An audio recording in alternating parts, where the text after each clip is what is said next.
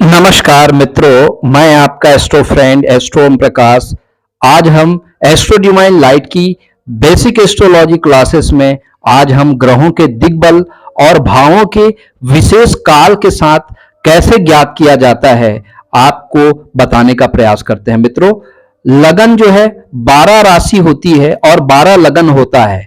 मित्रों, एक दिन में 24 घंटे होते हैं, उसी तरह से 12 लगन को दो दो लगन में दो दो घंटे में इसे विभाजित किया गया है हमारे शास्त्रकारों के द्वारा।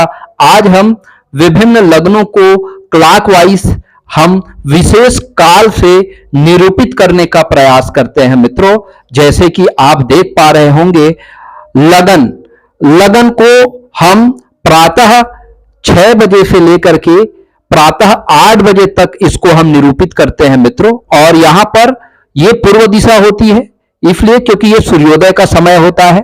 और यहां बुध देव और गुरुदेव जो है वो दिग्बली हो जाते हैं पूर्व दिशा में सूर्योदय के समय प्रातः 6 बजे से लेके 8 बजे तक। उसी प्रकार अगर हम इस कुंडली के क्लॉकवाइज चले, एंटी क्लॉकवाइज नहीं मित्रों, इसमें हमें क्लॉकवाइज चलना है।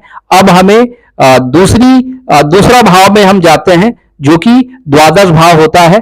और द्वादश भाव में जो समय होता है वो 8 बजे से 10 बजे तक, सुबह 8 बजे से 10 बजे का समय। जी हाँ मित्रों, फिर से हम क्लॉकवाइज चलते हैं एकादश भाव में। और एकादश भाव में जब जाते हैं तो यहां भी हम 2 घंटा अर्थात प्रातः 10 बजे से दोपहर 12 बजे तक का जो समय है वो एकादश भाव से इसे हम निरूपित करते हैं। उसी प्रकार कुंडली का जो दसम भाव होता है वो दक्षिण दिशा को रिप्रेजेंट करता है। मित्रों, ये दोपहर 12 बजे से लेकर के दोपहर 2 बजे तक होता है। क्योंकि सूर्य देव की अपनी सबसे ज्यादा टेम्परेचर जो है वो इसी समय होता है, इस कारण यहां पर सूर्य देव दिग्बली हो जाते हैं और मंगल देव भी दिग्बली हो जाते हैं। मित्रों, तो सूर्य और मंगल दोपहर 12 बजे से 2 बजे तक दक्षिण दिशा में दिग्बली होते हैं, ऐसा शास्त्रकारों के द्वारा कहे गए हैं। मित्रों, चलिए मित्रों आगे हम बढ़ते हैं। अब हम कुंडली के नवम भाव भाग्य भाव में आते हैं। तो यहां भी 2 घंटा दोपहर 2 बजे से लेकर के शाम 4 बजे तक का जो समय होता है वो कुंडली के नवम भाव से हम प्रदर्शित करते हैं। उसी प्रकार अगर अष्टम भाव की हम बात करें तो शाम 4 बजे से शाम 6 बजे तक का जो समय है उससे हम अष्टम भाव का निरूपण करते हैं। उसी प्रकार शाम 6 बजे से लेकर के रात 8 बजे तक का जो समय होता है वो शनिदेव का समय होता है। जी हाँ मित्रों, ये इस समय पश्चिम दिशा में शनिदेव जो है वो दिग्बली हो जाते हैं। चलिए मित्रों, अगर हम छठे भाव का विचार करें तो छठे भाव में रात के 8 बजे से लेकर के रात 10 बजे का समय जो है वो इसके अंतर्गत आता है।